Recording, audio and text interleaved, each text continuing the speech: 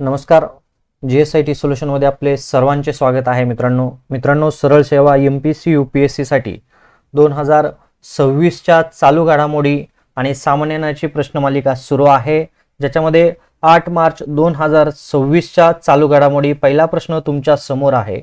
आंतरराष्ट्रीय महिला दिन प्रथम कोणत्या वर्षी साजरा करण्यात आला असं आपल्याला विचारलं जाऊ शकतं आणि याचं करेक्ट आन्सर आहे 1911.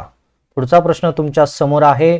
संयुक्त राष्ट्रांनी आंतरराष्ट्रीय महिला दिन अधिकृतपणे कोणत्या वर्षी मान्यता दिलेली आहे आणि याचं करेक्ट आन्सर आहे 1975 साली काय झालेलं आहे, मान्यता देण्यात आलेली आहे महिला दिनाला. पुढचा प्रश्न तुमच्या समोर आहे. डिजिटल पेमेंट इंडेक्स कोणती संस्था प्रसिद्ध करते आणि त्याचं करेक्ट आन्सर आहे मित्रांनो RBI. पुढचा प्रश्न मित्रांनो तुमच्या समोर. भारतातील UPI प्रणाली कोणत्या संस्थेद्वारे विकसित करण्यात आली आहे?